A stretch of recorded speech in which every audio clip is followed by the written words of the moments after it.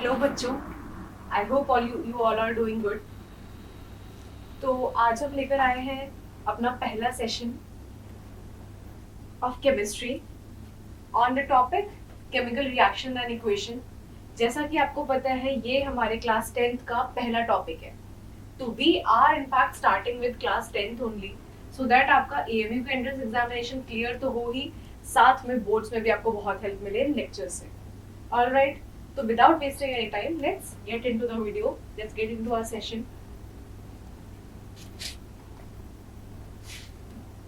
Chemical reactions and equations.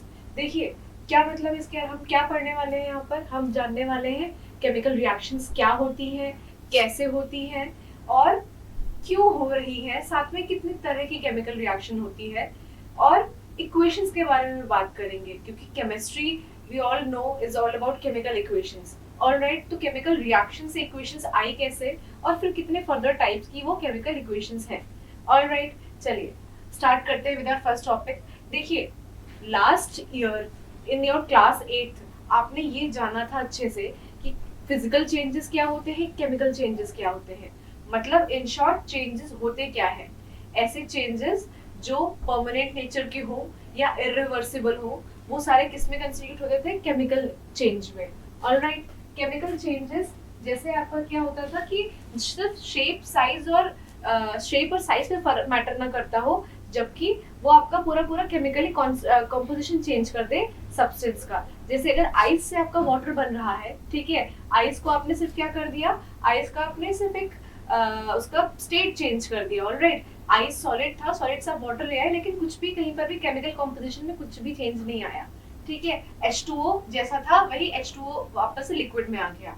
लेकिन अगर मैं कोई ऐसे चेंज करूं जैसे कि कर्डलिंग ऑफ मिल्क हो गया हमारा, ठीक है, दही बनना दूध से या पनीर बनाना दूध से या कुछ भी आप बना रहे हो दूध से, छाछ एंड ऑल, तो हो क्या रहा है, एक बार आपने दही बना लिया, एक बार आपने पनीर बना लिया, तो वापस से वो जो दही या पनीर है वो दूध में कन्वर्ट नहीं हो पाएगा। ये बात समझ में आ रही है? तो वो कैसा चेंज है, वो एक इरिवर्सिबल चेंज है, रिवर्स गियर नहीं है उसमें, रिवर्स नहीं हो सकता वो चेंज। ये बात समझ में आ रही है? तो ऐसे चेंजेस जो आपके इरिवर्सिबल हो नेचर में मोस्टली, ठीक है, और एक जब आपका रिएक्शन हो जाए, जब आपका सब कुछ मिलके एक रिएक्शन हो जाए, तो वो जो फाइनल प्रोडक्ट जो आपका बनता है वो कैसा होना चाहिए, उसका केमिकल कॉम्पोजिशन जो बन गया है वो कम्प्लीटली डिफरेंट होना चाहिए अपने जो रिएक्टेंट लेके चले हो उससे। ठीक है, आई होप ये जो टॉप कॉन्सेप्ट है ये पहले से आपके दिमाग में रहा होगा, और अगर नहीं भी रहा होगा तो आपने अभी समझ लिया। ठीक है, इस बेसिस पे हमारा डिवाइड हुआ था क्या, physical change and chemical changes में। ओके, अब यहाँ देखिए क्या लिखा हुआ है, chemical reaction forms new products. ठीक है, तो अब देखिए ये जो फिजिकल चेंजेस हैं जो कि डिपेंड करते हैं किस पे, शेप चेंज हो जाता है, साइज चेंज हो जाता है या स्टेट चेंज हो जाता है, लिक्विड से गैस हो गया, गैस से सॉलिड हो गया, ये सब जो चीजें चेंज हो जाती हैं वो आपकी फिजिकल चेंजेस में आता है।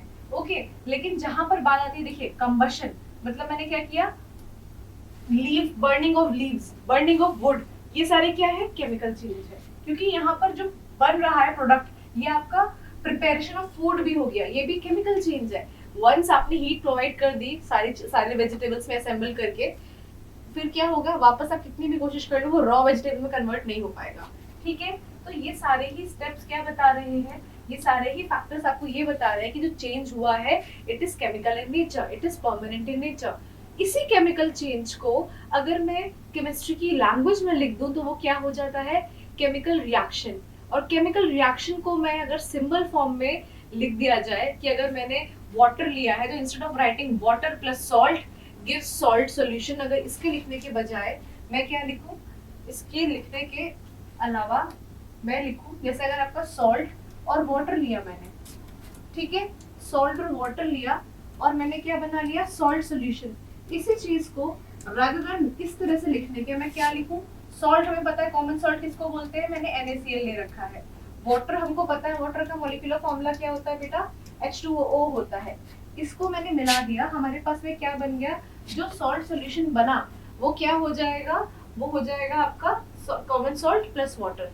ठीक है, ये बात समझ में आ रही है सबको?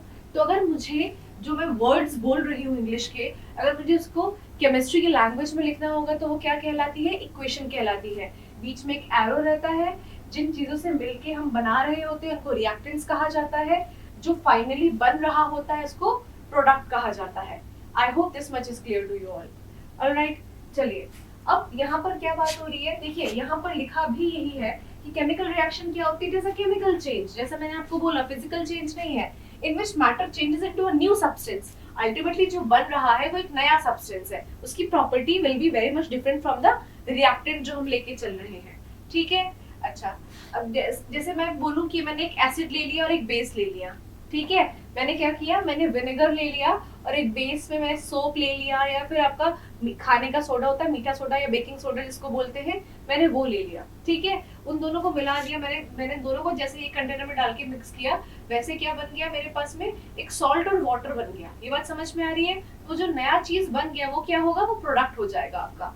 अच्छा, during a chemical reaction the existing bonds, अब मैंने आपको बोला था ना, मैं आपको बताऊंगी कि क्यों ऐसा होता है, ये जो नया प्रोडक्ट बन रहा है वो क्यों बन रहा है। बेटा जब भी नया प्रोडक्ट बन रहा है ऐसा नहीं हो रहा है कि जो ओरिजिनल आप रिएक्टेंट लेके चल रहे हो वो मैजिकली कन्वर्ट हो जा रहा है। ऑलराइट, वहां हो क्या रहा है, जो पुराने बॉन्ड्स हैं वो टूट रहे हैं। कैसे टूट रहे हैं, ये देखो एग्जांपल दे रही हूं मैं। तो मैं बोल, ऐसा होता है ना, हाइड्रोजन लो ऑक्सीजन लो और क्या बन जाएगा तुम्हारा, वाटर बन जाएगा। ठीक है, अब हाइड्रोजन जो होता है वो एक्चुअली में एक एटम, आपको ये तो पता है, ये दो एटम होंगे हाइड्रोजन के, वो बॉन्डेड होंगे। ठीक है, ऑक्सीजन का भी है, ऑक्सीजन के भी दो एटम ऐसे बॉन्डेड होंगे, लेकिन जो हमारा फाइनल प्रोडक्ट बन रहा है इसमें क्या है, ये देख रहे हो, एक ऑक्सीजन का एटम बॉन्डेड है दो हाइड्रोजन के एटम से। ठीक है, एक ऑक्सीजन का एटम हमारा बॉन्ड कर रहा है दो के H2 है ना, एक ऑक्सीजन जुड़ा हुआ है कितने हाइड्रोजन से, दो हाइड्रोजन से। यहाँ क्या है, यहाँ कोई ऑक्सीजन नहीं है, सिर्फ हाइड्रोजन है, और यहाँ सिर्फ ऑक्सीजन है। तो हो क्या रहा है यहाँ पर जो पुराने बॉन्ड है, ये देखो हाइड्रोजन ने अपना बॉन्ड तोड़ा, ऑक्सीजन ने अपना बॉन्ड तोड़ा, और फाइनली क्या बन गया, एक नया कंपाउंड बना जिसमें एक नए तरीके के बॉन्ड फॉर्मेशन था बिटवीन हाइड्रोजन एंड ऑक्सीजन। तो केमिकल रिएक्शन में हो क्या रहा है, केमिकल रिएक्शन में एसेंशियली जो पुराने बॉन्ड होते हैं वो टूट जाते हैं और नए बॉन्ड फॉर्मेशन होता है। उन नए बॉन्ड फॉर्मेशन की वजह से ही हमारा क्या बन जाता है, नया प्रोडक्ट बन जाता है। I hope this much is clear to you.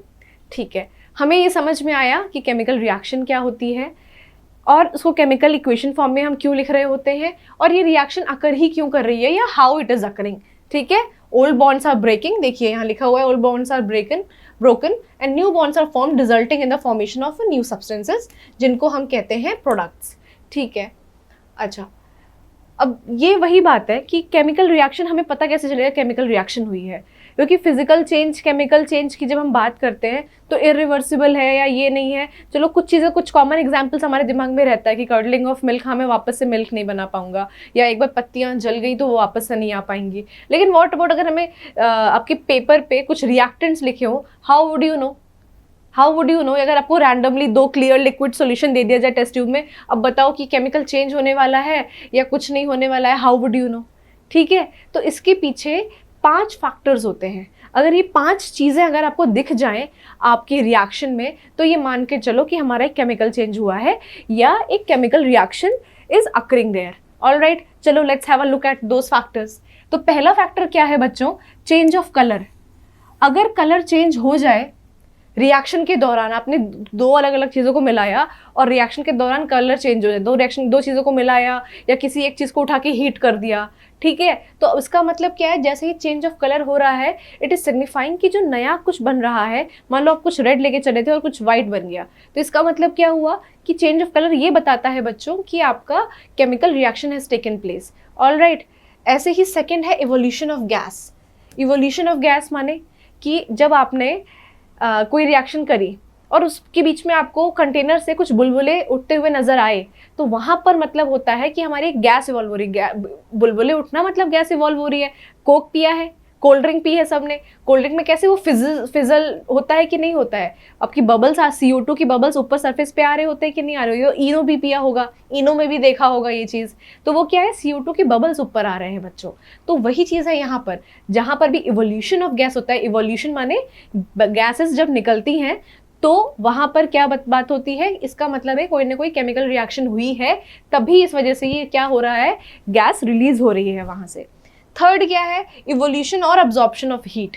कभी रिएक्शन करते करते आपका जो कंटेनर है जिसमें आप रिएक्शन कर रहे हो वो एकदम ठंडा पड़ जाए या फिर एकदम से हीट अप हो जाए। इन दोनों ही सिम्टम्स का मतलब हो जाता है कि आपकी रिएक्शन हुई है।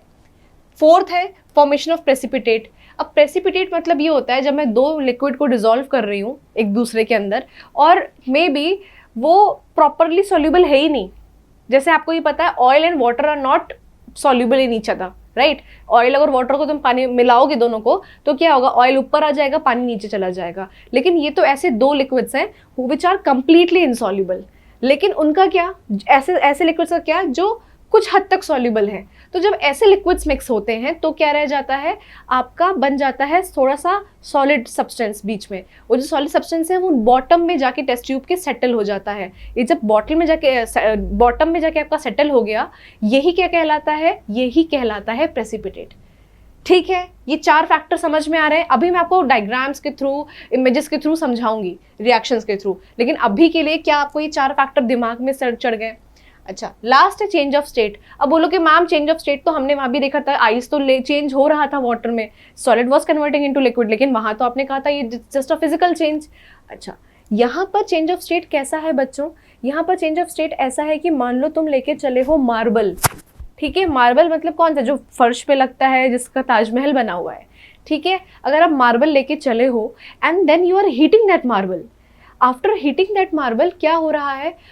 अभी तो देखो मुझे तो रिएक्शन पता है क्या होता है वहाँ पर इवॉल्व होता है CO2 गैस। अब तुम देखो मार्बल कैसा था, सॉलिड, लेकिन वहाँ क्या हो गया, CO2 इवॉल्व हो गया। क्या है वो, गैशियस है। चेंज ऑफ स्टेट हुआ या नहीं हुआ? ये बात समझ में आ रही है? चेंज ऑफ स्टेट हुआ है वहाँ पर।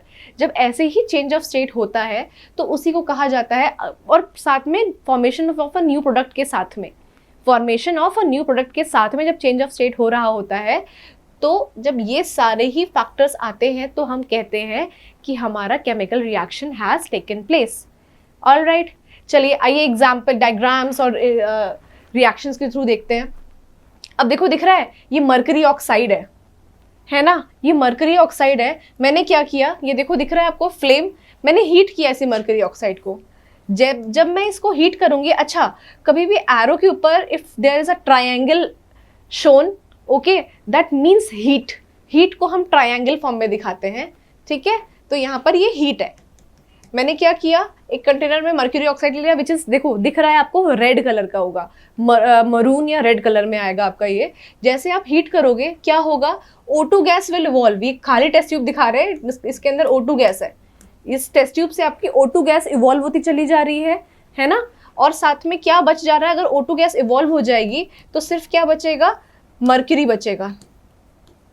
ठीक है, O2 गैस इवॉल्व हो गई, निकल गई O2 गैस। गैस को कैसे कैप्चर करोगे, तो ऊपर कुछ लगाना पड़ेगा जिससे गैस कैप्चर हो पाए। लेकिन यहाँ पर हमने ओपन टेस्ट ट्यूब में किया था तो O2 गैस इवॉल्व हो गई। अब दिख रहा है आपको change in colour, in fact change in state भी दिख रहा है आपको, है ना। तो यहाँ पर क्या हुआ, मरकरी ऑक्साइड लेके चले थे which was bright red in colour, और वो किस में कन्वर्ट हो गया, देखो सिल्वरी शाइनी मरकरी में। ये आपको सबको पता है थर्मामीटर में प्रेजेंट होता है।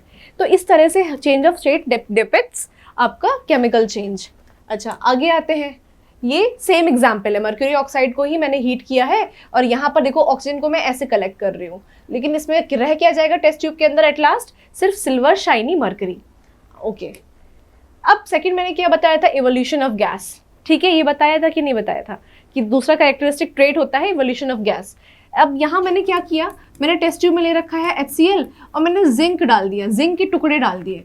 अब जिंक मेटल जैसे ही डाला क्या बन गया, एक तो Zn बन गया, ZnCl2, और दूसरा क्या इवॉल्व हो गया, हाइड्रोजन गैस। जब हाइड्रोजन गैस इवॉल्व होता है बच्चों, आपको यहाँ पर आई एम नॉट श्योर, लेकिन यहाँ छोटे छोटे बुलबुले से प्रेजेंट हैं। ठीक है, जिंक शीट पड़ी हुई है, उसमें छोटे छोटे बुलबुले प्रेजेंट हैं। वो बुलबुले क्या बता रहे हैं, वो बुलबुले दिखा रहे हैं कि देखिए यहाँ पर हाइड्रोजन गैस इवॉल्व हो रही है। वो बुलबुले के फॉर्म में ट्रैवल करेगा सरफेस पे and it will get released. Alright, तो इस तरह से सेकेंड स्टेप होता है हमारा इवोल्यूशन ऑफ गैस। थर्ड क्या है, थर्ड है हीट। देखो जब मैं कैल्शियम ऑक्साइड को पानी की प्रेजेंस में पानी में घोलती हूँ, ठीक है, कैल्शियम ऑक्साइड को क्विक लाइम भी बोला जाता है। क्विक लाइम को जब मैं पानी में घोलती हूँ तो क्या होता है बेटा, ये जो रिएक्शन होती है एक्चुअली में it is very heat releasing. ठीक है, ये क्या करती है, हीट रिलीज करती है ऐसी रिएक्शन। तो आपका जो कंटेनर होगा, ये देखो हाथ लगा के चेक कर रहे हैं ना, ये बहुत ज़्यादा हीटअप हो जाता है। जितना ज़्यादा क्वांटिटी में तुम कैल्शियम ऑक्साइड घोलोगे उतना ज़्यादा हीटअप हो जाएगा। समझ में आ रही है ये बात? और ये हीटअप होना ये क्या दिखा रहा है, ये दिखा रहा है कि हमारा chemical reaction has taken place. ठीक है, 3 चीज़ें हमने पढ़ ली अभी तक। हमने क्या पढ़ा, चेंज इन कलर पढ़ा, फिर हमने इवोल्यूशन ऑफ गैस जाना, और फिर थर्ड क्या था, इवोल्यूशन ऑफ हीट। हीट भी इवॉल्व हो रही है, लेकिन इसके उलट हीट एब्जॉर्ब भी होती है। जैसे कि कहाँ पर हीट एब्जॉर्ब होती है, आपको फोटोसिंथेसिस पता है। फोटोसिंथेसिस क्या है, फोटोसिंथेसिस में भी रिएक्शन हो रहा है ना। CO2 plus water in the presence of sunlight क्या बन जा रहा है, ग्लूकोज बना रहा है, आपका बना रहा है ना, ये चीज़ फोटोसिंथेसाइज कर रहा है इनफैक्ट। तो ओके, फोटोसिंथेसिस में क्या हो रहा है बच्चों, फोटोसिंथेसिस में आपकी एनर्जी प्रोड्यूस हो रही है। ठीक है, तो वहाँ जो प्लांट है आपका, वो नेचर से CO2 और H2O को, अब देखो हीट बोलोगे मैम कहाँ हीट आ रही है, सनलाइट। यहाँ पर जो सनलाइट है वो क्या कर रही है, वो हीट वाला कंपोनेंट प्रोवाइड कर रही है। एब्जॉर्प्शन ऑफ हीट मैंने बोला ना, तो वो एब्जॉर्प्शन ऑफ हीट कैसे आ रहा है, वो सनलाइट की वजह से आ रहा है एब्जॉर्प्शन ऑफ हीट। ठीक है, जब एब्जॉर्प्शन ऑफ हीट हुआ तो हमारा क्या बन जा रहा है, वो एनर्जी प्रोड्यूस कर ले रहा है।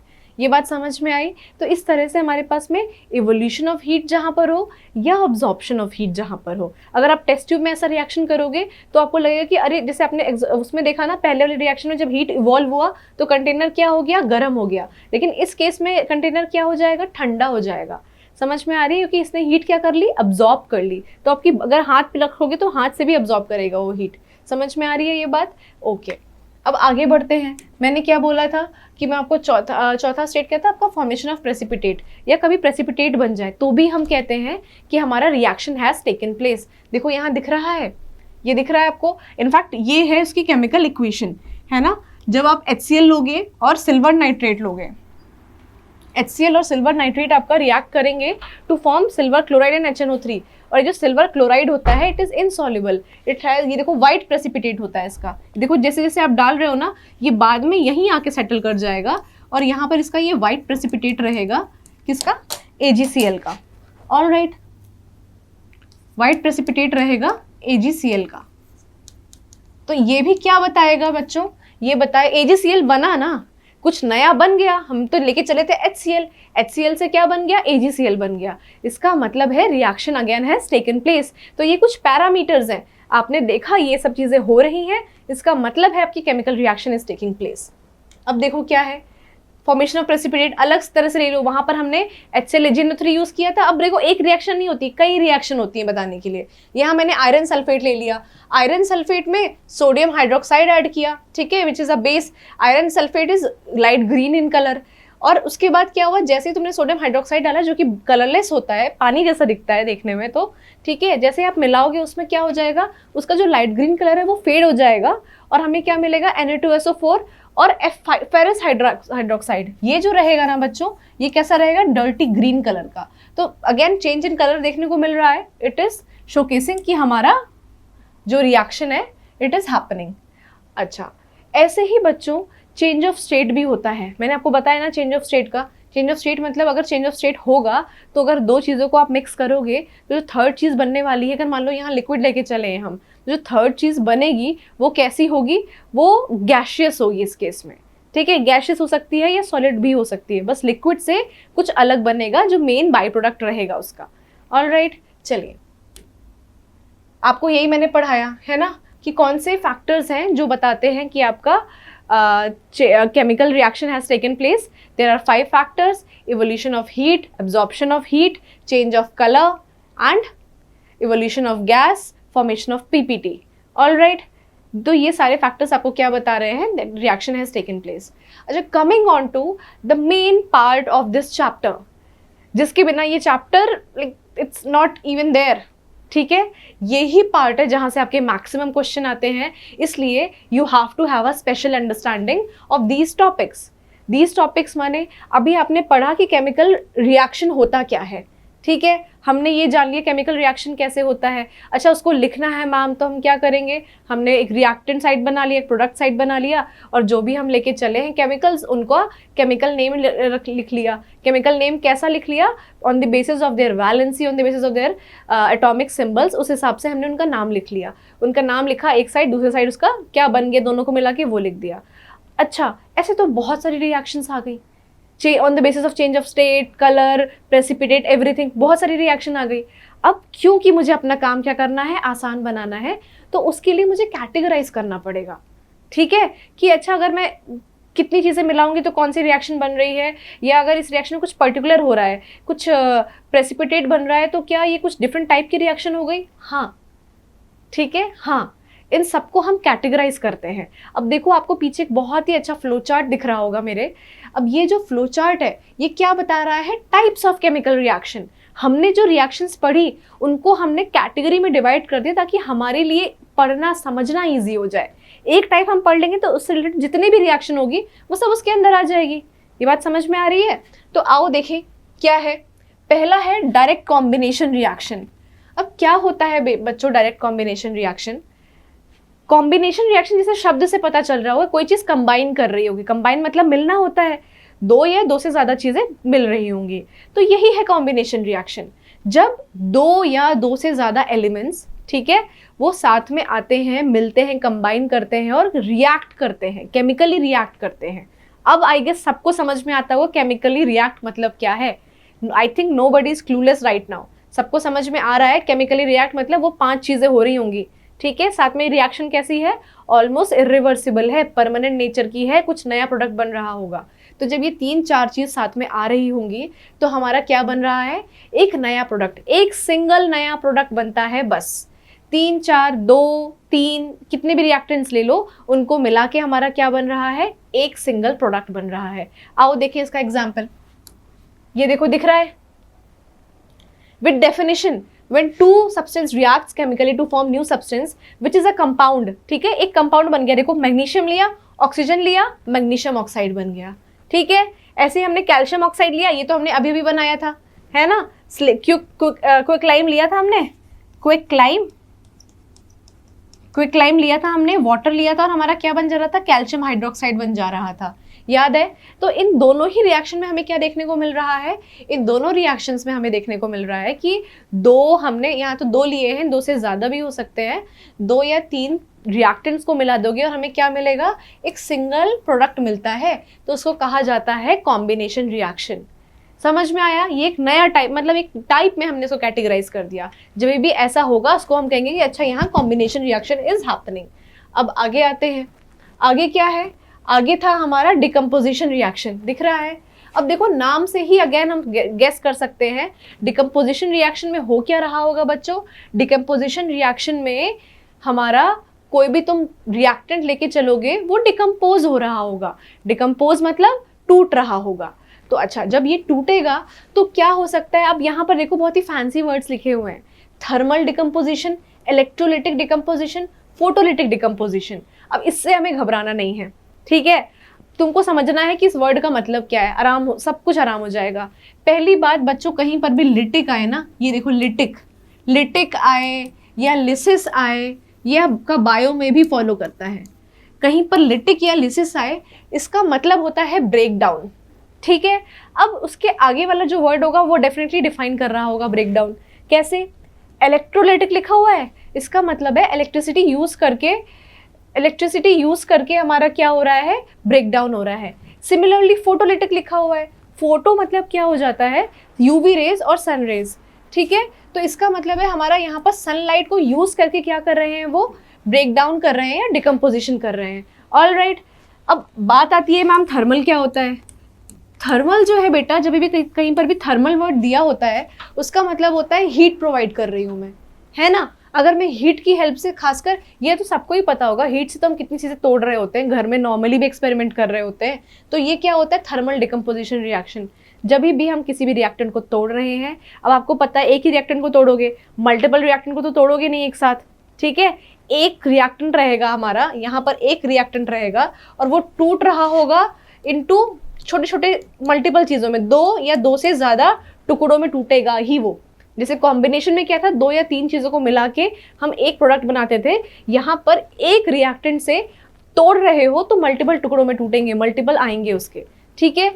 ये हो गया डिकम्पोजिशन। जहाँ पर हीट से तोड़ोगे थर्मल डिकम्पोजिशन कहलाएगा, जहाँ इलेक्ट्रिसिटी यूज करके तोड़ोगे वहाँ इलेक्ट्रोलाइटिक डिकम्पोजिशन कहलाएगा। सिमिलरली जहाँ पर यूवी रेज सनलाइट को यूज करके तोड़ोगे वो क्या कहलाएगा, फोटोलिटिक डिकम्पोजिशन। समझ में आया इतना? आओ इसकी रिएक्शन एग्जाम्पल देखते हैं। ये दिख रहा है क्या आप लोगों को? यहाँ पर क्या हो रहा है बच्चों, ये देखो पहली रिएक्शन दिख रही है। मैंने कहा ना एक रिएक्टेंट लेके चलते हैं। मैंने आयरन सल्फेट लिया, आयरन सल्फेट को जब मैंने हीट किया, ठीक है, थर्मल डिकम्पोजिशन का एग्जाम्पल है ये। जब आयरन सल्फेट को मैंने हीट किया तो क्या हुआ बच्चों, वो आयरन ऑक्साइड में टूटा, सल्फर डाइऑक्साइड और सल्फर ट्राइऑक्साइड में टूटा, है ना। एक चीज़ को लेके चले वो 3 टुकड़ों में टूटा है। ये बात समझ में आ रही है? तो ये जो है इनफैक्ट आयरन सल्फेट आपका लाइट ग्रीन कलर का होता है, ठीक है। तो इसको जब मैं तोड़ूंगी तो ऑब्वियसली अपना कलर तो लूज करेगा, तो वो तो एक चीज़ हो ही रही है। साथ में चेंज ऑफ स्टेट भी दिख रहा है। SO2 और SO3 तो गैस होता है कि नहीं होता है? तो इसका मतलब है it is a chemical reaction. और एक ऐसा केमिकल रिएक्शन है, डिकम्पोजिशन केमिकल रिएक्शन है। और किसी को और फर्दर हीरो बनना है तो क्या बोलेगा, ma'am it's a thermal decomposition reaction, because heat को यूज करके टूट रहा है ये। सेकेंड आ जाओ, ये भी कैल्शियम कार्बोनेट। देखो मैंने मार्बल का एग्जाम्पल दिया था, एक्चुअली कैल्शियम कार्बोनेट को ही मार्बल कहते हैं। जो मार्बल है वो किससे बना हुआ है, कैल्शियम और कार्बोनेट से। इसीलिए वो जब एसिड रेन होता है, HCl HNO3 जब गिरता है आसमान से, ठीक है, तो उसमें क्या होता है, H2SO4 ये सब जब गिरता है आसमान से तो उससे ये पिघलने लग जाता है, ठीक है, कैल्शियम कार्बोनेट। कैल्शियम कार्बोनेट को जब मैं हीट करूंगी अगेन तो वो किस में टूटेगा, कैल्शियम ऑक्साइड में टूटेगा और CO2 गैस इवॉल्व होती है बच्चों, ठीक है। ये बात समझ में आ रही है? तो ये दोनों ही एग्जाम्पल आपका थर्मल डिकम्पोजिशन का है। एक लास्ट एग्जाम्पल पर आते हैं।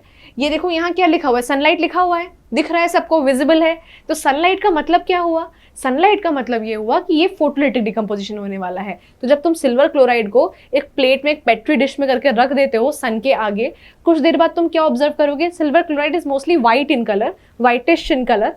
जब वो डिकम्पोज हो जाएगा बच्चों, वो एक ग्रे कलर, सिल्वर का कलर तो पता ही है सबको, सबने देख रखा है सिल्वर का आइटम, ठीक है। तो सिल्वर के कलर में वो टूट जाएगा, कलर यहाँ पर एक ग्रे कलर आ जाएगा। वो ग्रे कलर क्या बता रहा है, वो यही बता रहा है कि भाई सिल्वर क्लोराइड का क्या हो गया, फोटोलिटिक डिकम्पोजिशन, ठीक है। डिकम्पोजिशन टॉपिक क्लियर हुआ। 2 टाइप की रिएक्शन हमने पढ़ ली है। दूसरा टाइप का ये था। थर्ड टाइप क्या है मैम, थर्ड टाइप है डिस्प्लेसमेंट रिएक्शन, ठीक है। अब डिस्प्लेसमेंट रिएक्शन अगेन हो क्या रहा है बच्चों, यहाँ पर देखो दिख रहा है रिएक्शन, यहाँ पर एक मेटल या एक एलिमेंट दूसरे एलिमेंट को उसके सॉल्यूशन से ना डिस्प्लेस कर देता है, उसकी जगह से डिस्प्लेस कर दिया उसने। कैसे किया, देखो आयरन दिख रहा है यहाँ पर, यहाँ कॉपर सल्फेट है CuSO4। आयरन ने क्या किया, Cu को हटाया यहाँ से और खुद उसकी जगह पे आ गया। आया कि नहीं आया, फेरस सल्फेट बन गया और कॉपर बन गया। अब कॉपर को उसने हटाया तो कॉपर तो अलग से निकल आएगा ना, ठीक है। ऐसे ही देखो लेड को देखो, Pb है, Pb लेड का फॉर्मूला होता है, सिंबल होता है। तो लेड ने क्या किया, कॉपर क्लोराइड में से कॉपर को डिस्प्लेस कर दिया, हटा दिया, इसलिए नाम है डिस्प्लेसमेंट, ठीक है। और यहाँ खुद आके असेंबल हो गया, PbCl2 बन गया और कॉपर अगेन वापस से इधर आ गया। ये बात समझ में आ रही है? देखो displacement reactions are chemical reactions which take place when an element has replaced another element in a compound. दूसरे को रिप्लेस कर देंगे तो क्या बन जाएगा हमारा, डिस्प्लेसमेंट रिएक्शन। अब बोलोगे मैम ये कैसे हो रहा है, हमें कैसे पता चलेगा कि कोई किसी को कर रहा है या नहीं। कॉपर क्या जिंक को करेगा? अगर मैं एक रिएक्शन दे दूँ Cu + ZnSO4, क्या ये रिएक्शन भी होगी? मेरा आंसर होगा कि ये रिएक्शन नहीं होगी। क्यों नहीं होगी? ये कौन सा एलिमेंट किसको डिस्प्लेस कर रहा है बेटा, इसके लिए एक ऑर्डर है, ठीक है। जो उस ऑर्डर में ऊपर आता है वो नीचे वाले को आराम से डिस्प्लेस कर लेता है उसको सॉल्यूशन से, ठीक है। ऐसा समझो जो ऊपर टॉप पर आ रहा है इट इज वेरी पावरफुल, है ना। किसी के पास में पावर होगी, स्ट्रेंथ होगी, तो वो क्या करेगा, वो आराम से नीचे वाले को डिस्प्लेस कर बोलेगा हट चल, मैं आई एम सिटिंग हियर, कल से मेरी सीट है ये, यही बोलेगा वो बच्चा, ठीक है। तो यहाँ पर वही हो रहा है। ये जो दिख रहा है आपको, ये है, देखो ये 1 है, ये 2 है, 3 4 5 6 7 8 9 10 11 12 13 14, ये है ऑर्डर, ठीक है। तो ये आ रहा है टॉप पर। तो पोटेशियम या सोडियम या aluminium, it will displace who, it will displace iron, aluminium will displace zinc. ठीक है, अगर तुम एल्यूमिनियम लेके चलोगे और जिंक सल्फेट लेके चलोगे तो डेफिनेटली तुम्हारा एल्यूमिनियम क्या करेगा, एल्यूमिनियम जिंक को हटा देगा वहां से, एल्यूमिनियम सल्फेट बना लेगा और जिंक कॉर्नर आउट हो जाएगा, डिस्प्लेस हो जाएगा। ये बात समझ में आ रही है? और ये जो मैंने सीरीज बताई, ये जो ऑर्डर में अरेंजमेंट बताया, इसी को कहते हैं एक्टिविटी सीरीज। ये देखो दिख रहा है, it is based on which metal is most reactive. जो मेटल टॉप पे रहेगा वो सबसे ज़्यादा रिएक्टिव होगा, वो सबसे ज़्यादा एक्टिव होगा। अगर वो एक्टिव होगा तो वो क्या करेगा, वो डिस्प्लेस कर देगा लेस एक्टिव वाले को। जो नीचे आते जा रहे हैं वो क्या है, वो लेस एक्टिव है। क्या ये बात समझ में आई?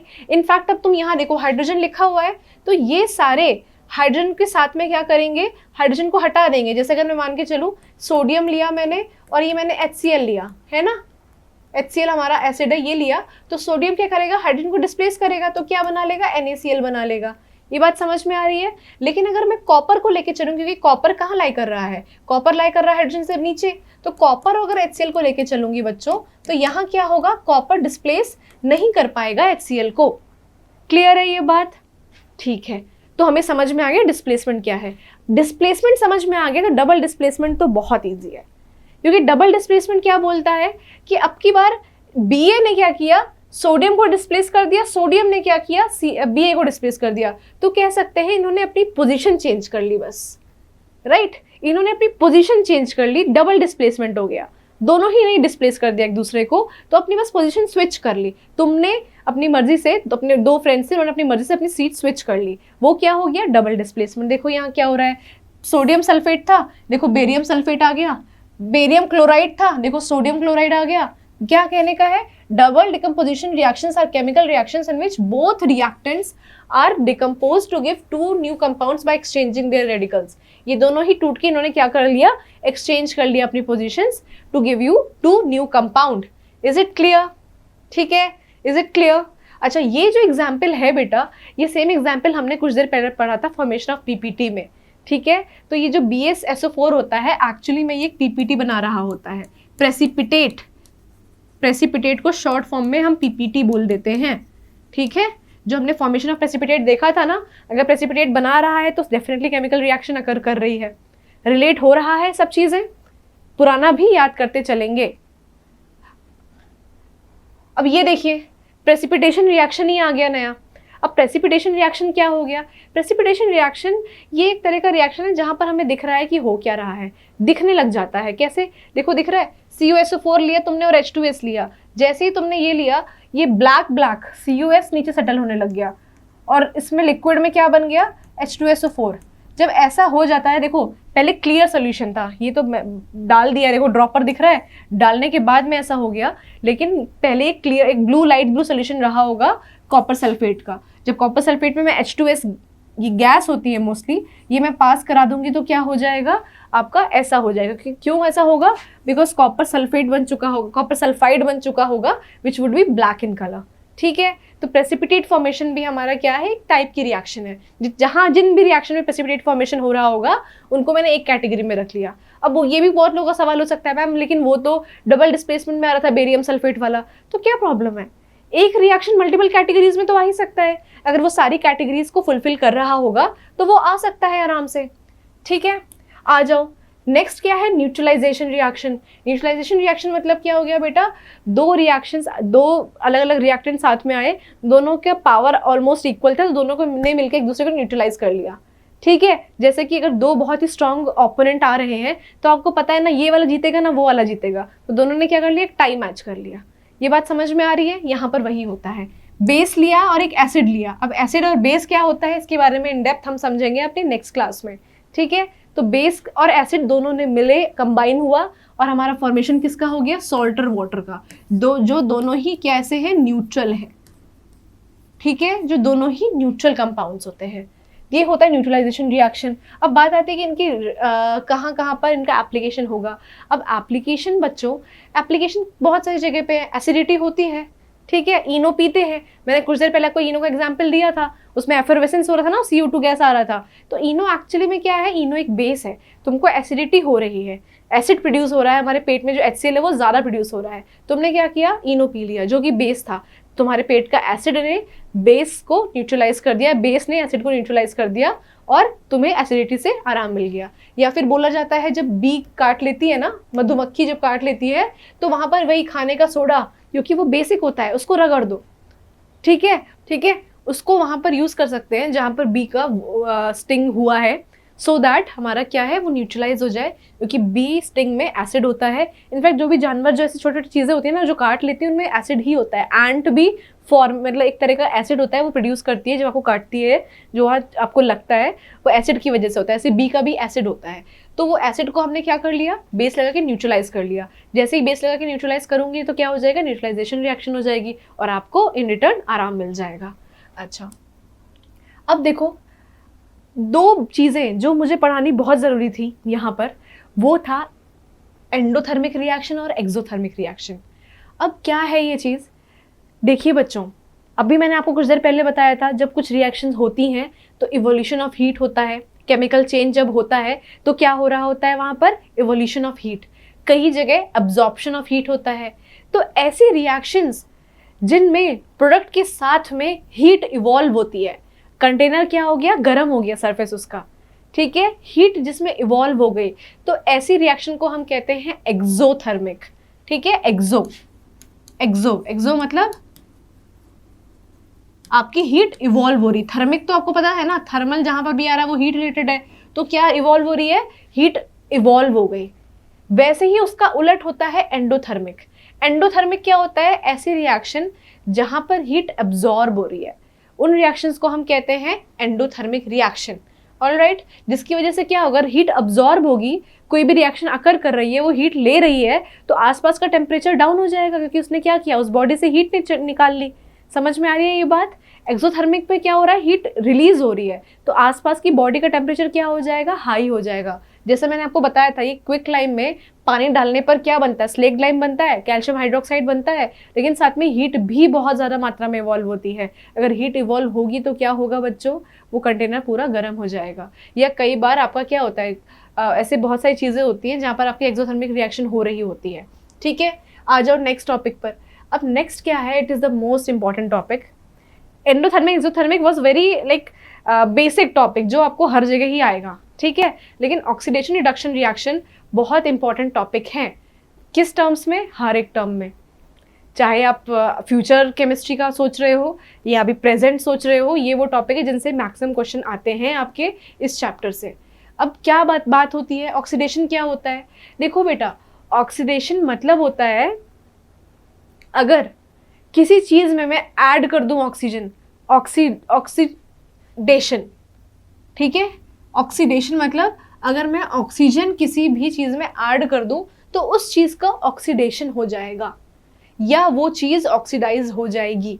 जैसे कि एग्जाम्पल देखो, Cu था, उसमें मैंने O2 ऐड कर दिया, ऑक्सीजन डायरेक्टली ऐड कर रहे हो, मैंने ऑक्सीजन ऐड कर दिया, क्या बन गया, CuO।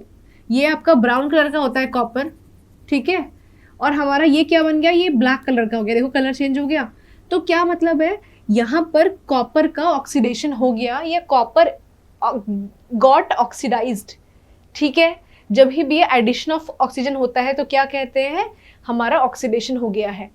या फिर रिमूवल ऑफ हाइड्रोजन, या तो एडिशन हो जाए ऑक्सीजन का या रिमूवल हो जाए हाइड्रोजन का, दोनों ही केस में हम क्या बोलेंगे, ऑक्सीडेशन हुआ है। ठीक है, ये बात समझ में आ रही है। जैसे यहाँ देखो, यहाँ क्या है, H2S था और Cl2 था। H2S Cl2 जब रिएक्शन कराया तो हमारा HCl बन गया और सल्फर बन गया, तो इसका मतलब है सल्फर से हाइड्रोजन रिमूव हो गया, तो ये क्या हो गया, ऑक्सीडाइज्ड। मतलब सल्फर क्या हुआ, ऑक्सीडाइज्ड, क्योंकि वहाँ पर क्या हो रहा है, रिमूवल ऑफ हाइड्रोजन। ये बात समझ में आई आप लोगों को। तो जब भी किसी एलिमेंट में ऑक्सीजन ऐड हो रहा है तो वो कहलाता है ऑक्सीडेशन रिएक्शन। किसी एलिमेंट में हाइड्रोजन रिमूव होता है तो वो कहलाता है रिडक्शन रिएक्शन। ठीक है, आगे बढ़ते हैं। अब ऐसे ही रिडक्शन क्या होता है बच्चों, रिडक्शन मतलब होता है या तो उस एलिमेंट में हाइड्रोजन ऐड हो रहा हो, ऑक्सीडेशन का जस्ट रिवर्स है ये। अगर किसी एलिमेंट में हाइड्रोजन ऐड हो रहा हो, अब तुम ये देख रहे हो, ये रिएक्शन है ना, ये रिएक्शन दिख रही है, यहाँ पर किस में रिमूव हो रहा था, हाइड्रोजन सल्फर में रिमूव हो रहा था, तो सल्फर तो क्या हो रहा था, ऑक्सीडाइज्ड, लेकिन अब वो जो हाइड्रोजन निकला है वो कहीं तो जाके अटैच होगा, क्लोरीन पे अटैच हो गया, तो क्लोरीन का क्या हो गया यहाँ पर, रिडक्शन, या क्लोरीन गॉट रिड्यूस्ड। ये बात समझ में आ रही है? सल्फर क्या हुआ, ऑक्सीडाइज हो गया, लेकिन क्लोरीन उसी जगह रिड्यूस हो गया। जब ये दोनों ही चीज़ें ऑक्सीडेशन और रिडक्शन एक रिएक्शन में आ जाती हैं तो उसको कहा जाता है रिडॉक्स रिएक्शन। देखो नाम से ही है, रिडक्शन और ऑक्सीडेशन, ये दोनों चीज़ें अगर एक रिएक्शन में आ गई तो क्या कहलाएंगे, रिडॉक्स। ऑक्सीडेशन भी है, रिडक्शन भी है उसी रिएक्शन में, ठीक है। अब रिडक्शन एक और तरीके से जानते हैं, जैसे हमने वहाँ जाना था ना ऑक्सीडेशन, कि या तो एडिशन ऑफ ऑक्सीजन का हो या फिर रिमूवल ऑफ हाइड्रोजन हो। वैसे रिडक्शन क्या हो जाएगा बच्चों, या तो एडिशन ऑफ हाइड्रोजन हो या फिर रिमूवल हो ऑक्सीजन का। अब यहाँ देखो क्या हो रहा है, CuO से Cu बन रहा है, तो यहाँ पर रिमूवल हो रहा है ऑक्सीजन का, तो कॉपर क्या हो रहा है, रिड्यूस्ड। लेकिन H2 में एडिशन हो रहा है ऑक्सीजन का, तो हाइड्रोजन क्या हो रहा है, ऑक्सीडाइज्ड। और जिस रिएक्शन में दोनों ही चीज़ें हो जाएं तो वो क्या कहलाता है, redox reaction. Is this clear to all of you? ठीक है, हमने कुल मिला के 5 तरह की रिएक्शन पढ़ी है। Let's go on to our that chart जो हमने बनाया था। ये देखिए वो चार्ट में क्या था, 5 से ज़्यादा हमने पढ़ ली है इनफैक्ट। डायरेक्ट कॉम्बिनेशन रिएक्शन, जब 3-4 रिएक्टेंट मिलके हमारा रिएक्टेंट बना लेते हैं, कुछ ना कुछ प्रोडक्ट, कॉम्बिनेशन होता है। डिकम्पोजिशन, जब टूटता है एक रिएक्टेंट मल्टीपल प्रोडक्ट्स में, ये 3 तरीके से टूट सकता है। तीसरा था हमारा डिस्प्लेसमेंट रिएक्शन, ठीक है, जो ज़्यादा एक्टिव मेटल होगा वो लेस एक्टिव वाले को डिस्प्लेस कर देगा। फोर्थ है हमारा डबल डिस्प्लेसमेंट रिएक्शन, ठीक है, ये बात समझ में आ रही है सबको? डबल डिस्प्लेसमेंट में दोनों एक्सचेंज कर जाते थे। एक प्रेसिपिटेशन रिएक्शन होता था, है ना, जिसमें प्रेसिपिटेट फॉर्म हो जाता था क्योंकि इनसॉल्युबल होता था मिलने के बाद में। फिर हमने क्या जाना, फिर हमने जाना न्यूट्रलाइजेशन रिएक्शन, ठीक है। फिर हमारा लास्ट था ऑक्सीडेशन एंड रिडक्शन और रिडॉक्स रिएक्शन। ऑक्सीडेशन में क्या होता था, एडिशन ऑफ ऑक्सीजन, ऑक्सीडेशन है ना, वर्ड ही ऑक्सीडेशन है, तो addition of oxygen and removal of hydrogen. Reduction क्या होता है, रिडक्शन होता है आपका removal of oxygen and addition of hydrogen. और रिडॉक्स जहाँ पर रिडक्शन भी हो रहा हो और ऑक्सीडेशन भी हो रहा हो। Is this all clear to you? I know चीज़ें 2 बार 3 बार पढ़ने से ज़्यादा क्लियर होती हैं, बट आई होप आपका कॉन्सेप्ट क्लियर हो गया हो इस वीडियो से। Okay, so if you want to learn chemistry in the same way so that आपके सारे कॉन्सेप्ट्स क्लियर हो, come and subscribe to our channel, join this video lecture and move along with us. Thank you all.